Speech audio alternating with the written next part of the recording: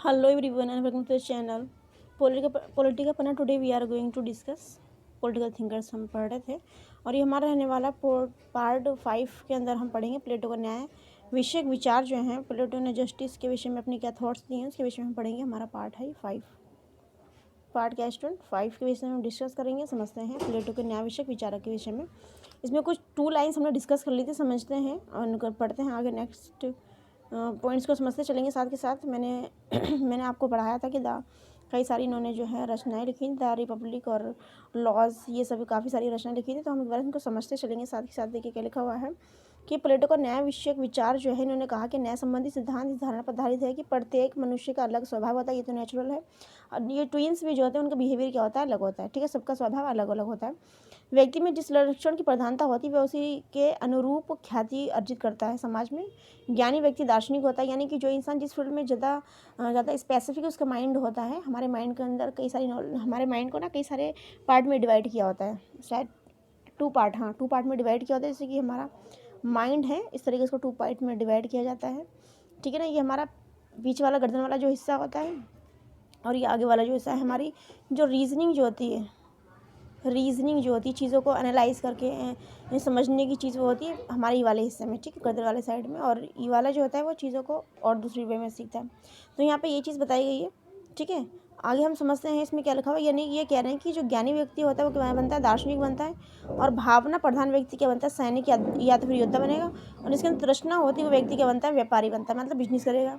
आगे लिखा, प्लेटो के अनुसार मनुष्य के व्यवहार में 3 प्रमुख लक्षण पाए जाते हैं जिन्होंने बताए हैं। मतलब आगे लिखा हुआ है मनुष्य के अंदर 3 प्रमुख लक्षण हैं, जिसमें से पहला है क्या, इच्छा यानी कि डिज़ायर, जिसको तृष्णा बोलते हैं, एप्टीटाइट बोलते हैं।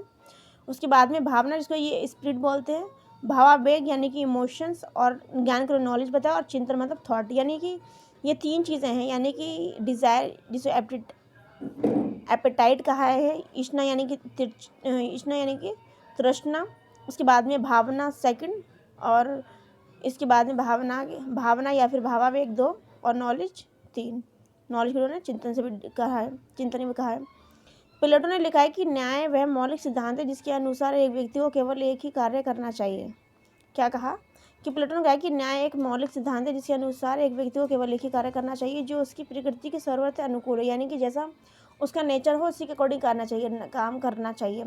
ठीक है ना, इस प्रकार न्याय वह बंधन है जो समाज को, व्यक्तियों को ऐसा सामंजस्यपूर्ण संगठन बनाता है जिसमें व्यक्ति योग्यता और प्रशिक्षण के अनुसार कार्य करता है। मतलब जो चीज़ स्ट्रीम बच्चों के लिए ठीक रहती है, या फिर जिस फील्ड में बच्चे का इंटरेस्ट रहता है, या फिर कई बार देखा युवाओं को भी, तो बच्चों को लिखा, तो यहाँ पे ये चीज़ कही गई है कि व्यक्ति को योग्यता और प्रशिक्षण के अनुसार ही कार्य करना चाहिए, जिसमें वो अपने आप को क्या लगे कि लर्निंग जिस भी फील्ड में अच्छी बेहतर कर पा रहा है, और उसी में क्या करना चाहिए, अपने आप को प्रशिक्षण के अनुसार कार्य करना चाहिए, प्रशिक्षण लेकर के या कैसे भी जिसमें इसको इंटरेस्ट हो। ठीक है, तो ये चीज़ें बताई गई है न्याय के रूप में लिखा प्लेटो का।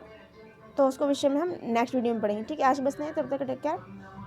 और यहाँ पे क्या लिखा, प्लेटो के राज्य में 3 वर्ग बताए गए। पहला क्या है, ज्ञान प्रधान।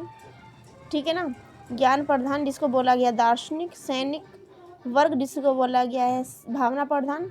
और थर्ड उत्पादक वर्ग जिसको बोलते हैं तृष्णा प्रधान। ठीक, बस आज वीडियो में दोस्तों, thank you for watching me.